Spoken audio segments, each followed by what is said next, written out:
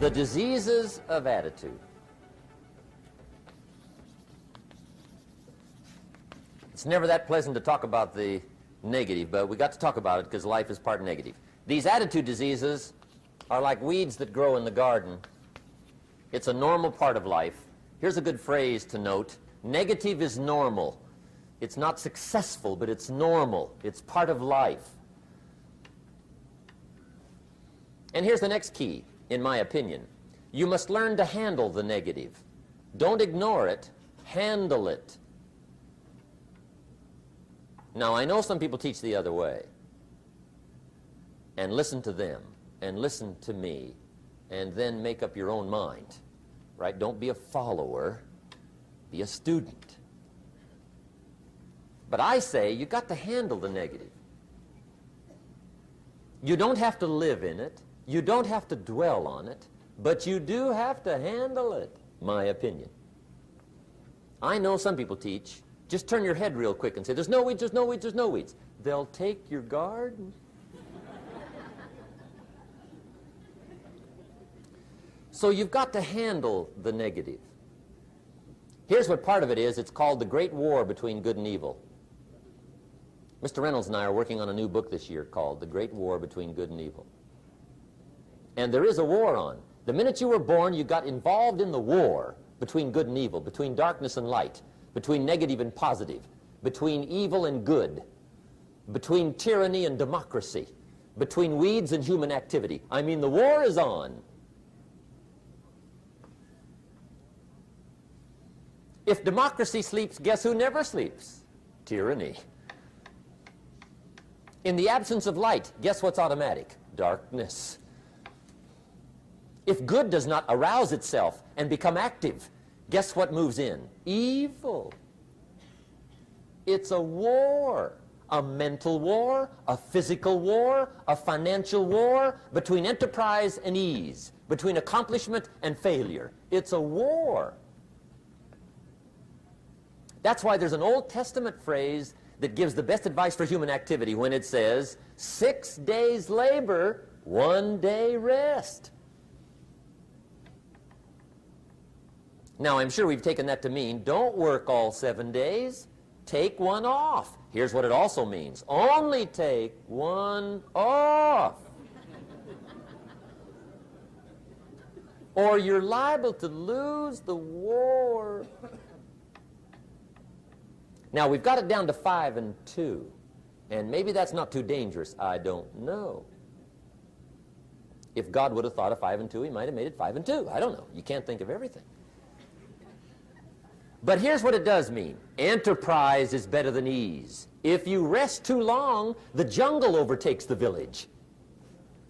Now, here's the good news about the war between good and evil. Evil is no match for good, but good must be active.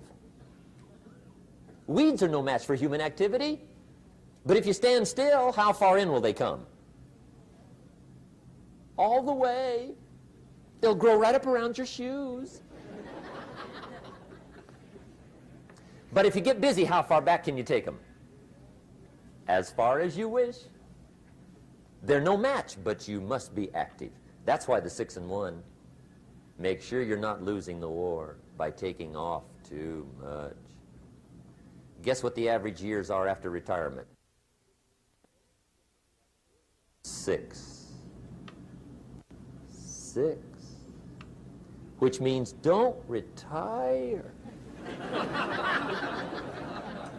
Your chances are too slim. Okay. The war between good and evil, the weeds. You got to make sure you recognize the negative, handle it, deal with it, and then go on. Let's make a list of the diseases of attitude that can wreck all your chances to do well. One of the words that destroys everything is called neglect. Neglect. And I found this out. A week of neglect could cost you a year of repair. It isn't worth it. So what to be on the lookout for? Here's the list. If you were making it, you'd have the same list I've got. Right? We're not covering anything new tonight. This is a reminding session, not a teaching session. But it doesn't hurt to go over it again. Here's the list. Attitude diseases. Number one is indifference. The shrug of the shoulder. The guy's not even concerned. He's just drifting. This is called the mild approach to life. A disease known as mildness.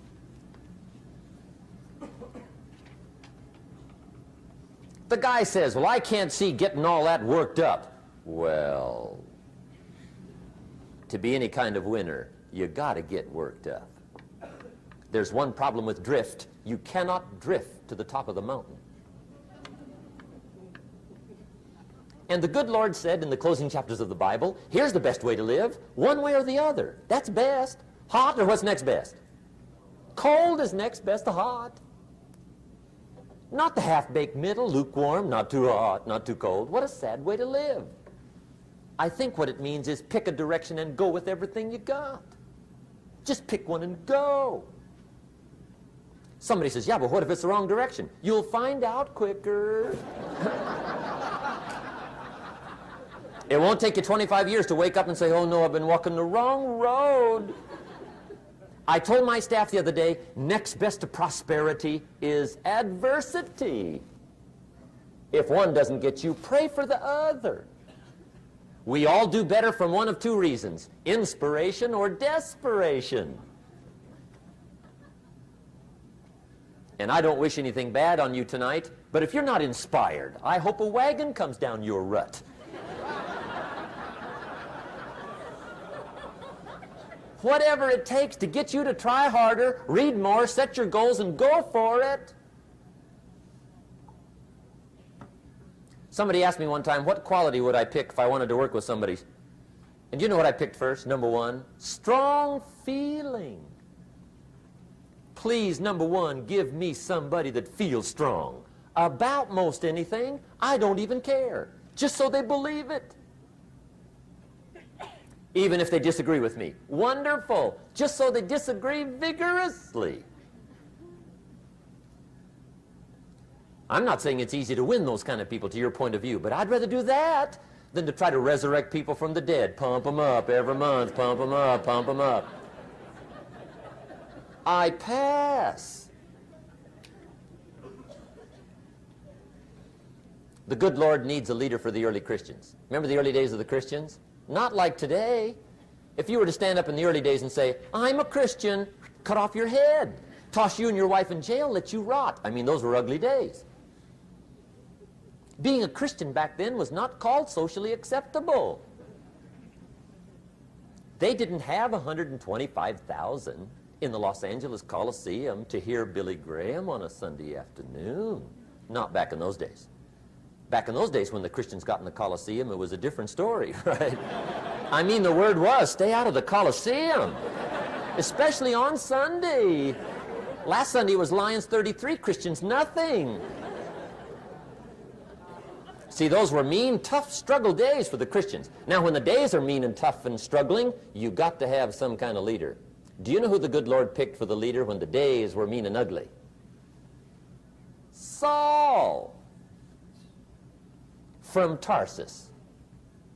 That's who he picked, Saul. I'll tell you what, I would have picked him. You would have picked him. Anybody would have picked Saul. Saul was one of those incredible guys. Once he got into something, look out. Everybody in the community knew what Saul was in. Because whatever he joined, he'd flip all the switches, open up all the dials, turn on all the faucets, and go like mad. He was known as All-Out Saul. I mean, he was something else. Now, at first, it wasn't working out well. Saul hated Christians, which makes a poor leader, right? I mean, that won't work. Saul got this bug somewhere about the Christians. He got to hating Christians.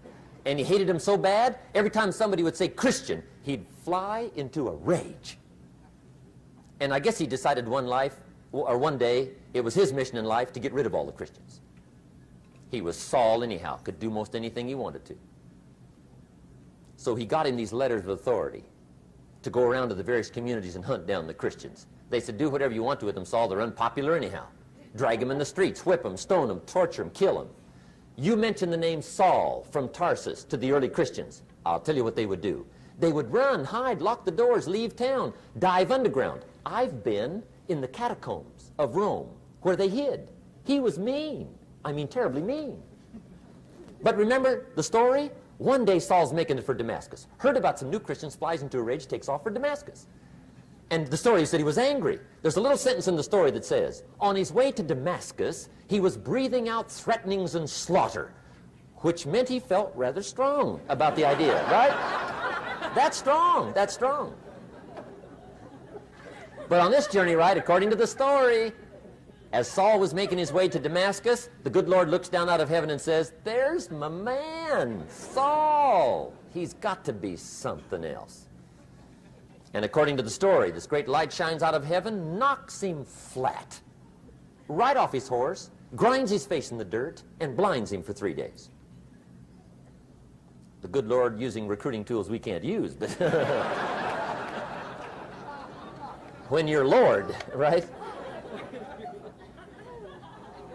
To make a long story short, Saul from Tarsus becomes converted to Christianity. He becomes Paul, the great leader, the apostle. And without a doubt, the good Lord got him a dandy. One he didn't have to pump up every month. In one of his later writings, he said, the things I once hated, I now love. The things I once loved, I now hate. See, that's strong. Here's the key to the good life. Learn to put everything you've got into everything you do. Whatever you are doing, pour it on. It will quickly open up into opportunity or quickly disclose to you that you ought to be doing something else. The delusion is, if I had a better job, I'd really pour it on. See, that's delusion. Wherever you are, pour it on. Don't give somebody half a job for a day's pay. Pour it on. See, that'll help change your life. Get rid of this disease. Here's the next attitude disease, indecision, mental paralysis. The guy can't make up his mind and it becomes a disease. Pretty soon he knows he's got it. The guy says, well, I know I'm on the fence. But he says, what if I get off on the wrong side? Listen, after a while it doesn't matter. Just get off. Any side will do. A life full of adventure is a life full of many decisions. The ones that turn out to be wrong give you better experience to make better decisions. So don't see how many decisions you can get out of, see how many you can get into. That's where the adventure is. So shake off this disease, indecision. The next one is doubt. Doubt's like a plague. And one of the worst is self-doubt. There are many, but that's one of the worst. The guy doubts himself. Doubts if it'll last that long for him. Doubts if he can do that well. Doubts if he can make that much. Doubts if he can accomplish all that. A chronic, excellent self-doubter. You can imagine what damage that does to your future. So here's the key. Turn this coin over and become a believer. And there's many things to believe in. One of the majors is yourself. The understanding of self-worth is the beginning of progress. Now, if those three don't get you, this one will. Worry. That's a devastating disease. Worry. Worry causes health problems, social problems, personal problems, family problems. It's devastating. Worry long enough, it'll drop you to your knees. Could reduce you to begging. I know how bad this one is. I used to have it bad. I used to be known as a super worrier. Not a super warrior. No, super worrier. My family wished I'd have been a warrior. I got those years to make up for. But I'll tell you what. My advice to you is do what I finally did on worry. Give it up. Who needs it? I'm not saying it's easy. I'm saying it's worth it. It took me almost 1 year to kick the worry habit, and it was not an easy year. It was one of the toughest years I ever spent, but I finally got that monkey off my back. And I discovered you could live the most incredible life free of worry. Not free of challenge, not free of difficulty, free of worry. I learned how to do it, and you can. Here's the next attitude disease. Overcaution. Some people never will have much. They're too cautious. Now, you can also be too reckless, but you can also be too cautious. This is called the timid approach to life. And my caution was always the risk. Risk used to drive me right up the wall. I used to say, what if this happens? It's called the language of the poor. What if this happens? And on top of that, if this was to happen, look at the fix I'd be in. I better not try. I could always ace myself out.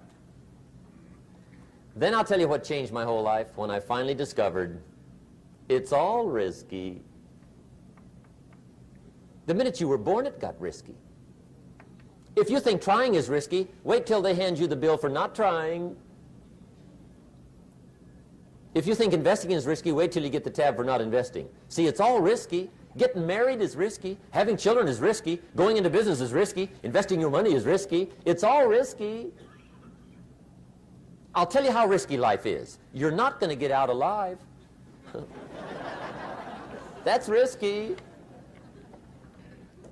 The Englishman says, well, if that's the way it's going to work out, let's give it a go. Right, that's what it's for. Give it a go. Somebody says, yeah, but I'm looking for safety and security. Fine, then huddle in a corner. We'll cover you with a sheet, bring you 3 meals a day. And we'll protect you, feed you, look after you, care for you. We won't let anything happen to you, and you'll probably live to be 100. The guy said, well, yeah, I'd live to be 100. But what a way to live. Right. What a way to live, safe and secure. Don't ask for security. Ask for adventure. Better to live 30 years full of adventure than 100 years safe in the corner. And see, it's not important how long you live. What's important is how you live. Here's the next attitude disease, pessimism. Pessimism, the deadly disease of always looking on the bad side, the problem side, the difficult side, checking all the reasons why it can't be done. The poor pessimist leads an ugly life. He doesn't try to figure out what's right. He tries to figure out what's wrong. He doesn't look for virtue. He looks for faults. And when he finds them, he's delighted. How ugly. This is the poor guy who looks through the window, doesn't see the sunset. He sees the specks on the window.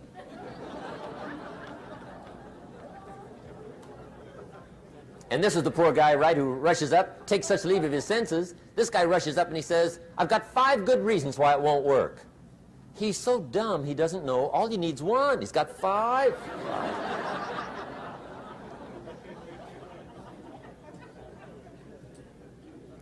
To the pessimist, the glass is always half empty. To the optimist, the glass is half full.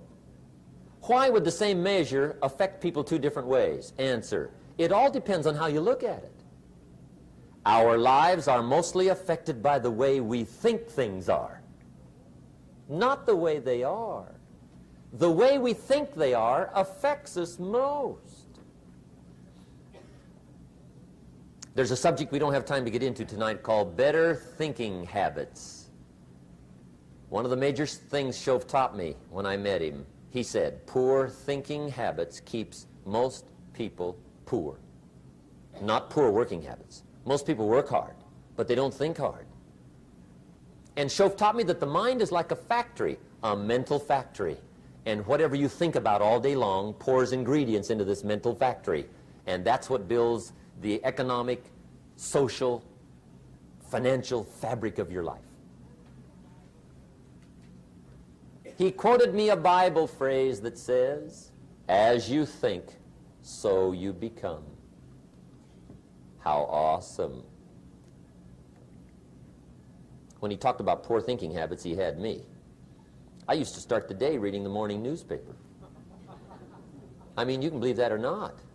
I'd get a cup of coffee and read the paper. I'd load up on wars and riots and murders and stabbings and killings and bank robberies and muggings and car wrecks and tragedies. I'd even read the back pages. I seem to like that stuff for some weird reason. I'd load up on all that, and then I'd start the day. You can imagine the kind of days I used to have. You walk around on your financial knees. They call you economic peewee. The guy says, I want to be a great leader.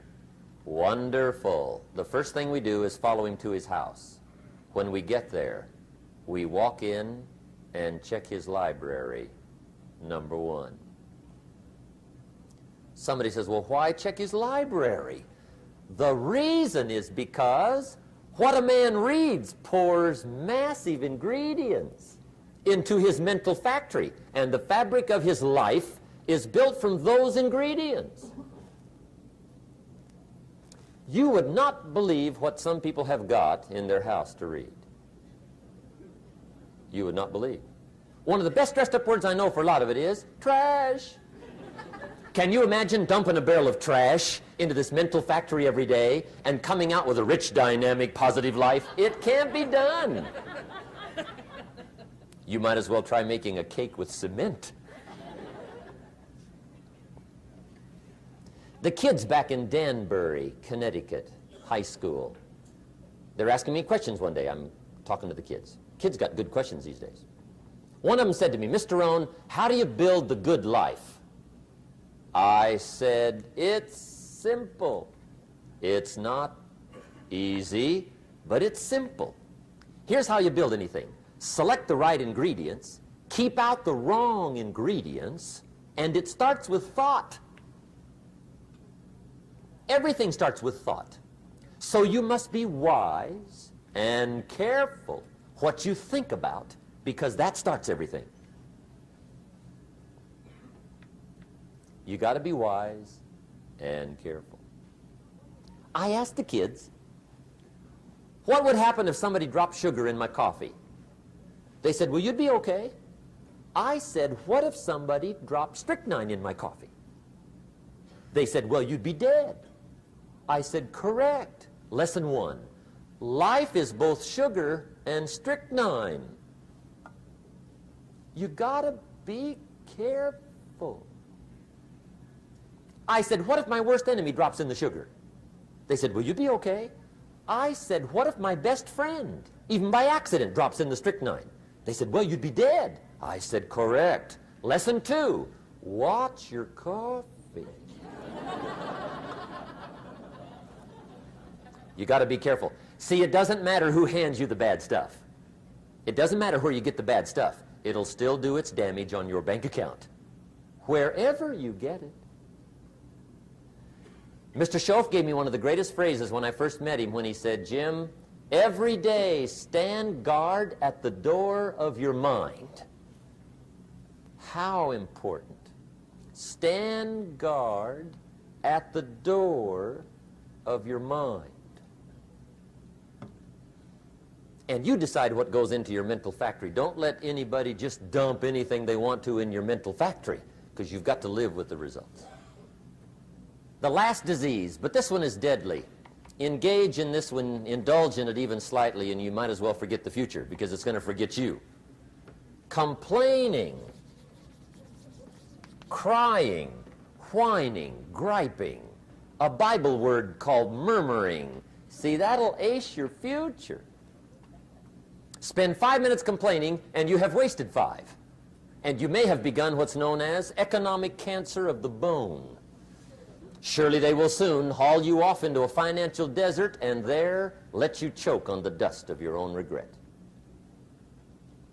I hope I said that well, so you won't forget. It's a deadly disease. If you don't think it's bad, ask the children of Israel of Old Testament fame. Typical of us all, their story just happened to get in the book. Story says, children of Israel were slaves. God performed a series of dazzling miracles and got them out. And now they're heading for the promised land. Remember the story? Heading for the promised land. Tragedy of the story, they never got there. Reason. From day one, they started to complain. They griped about the water. They griped about the weather. They whined and cried and griped about the food. They griped about the leadership. They whined and cried because it was too far, too cold, too hot, too difficult, too miserable. I mean, they whined and cried for years. Finally, God said, I've had it, trip canceled. Or something like that. The story says they died in the desert, never got to the promised land. Which I think means two things. Indulge in this long enough, you get your future canceled. And I guess it also means even God himself can only take so much.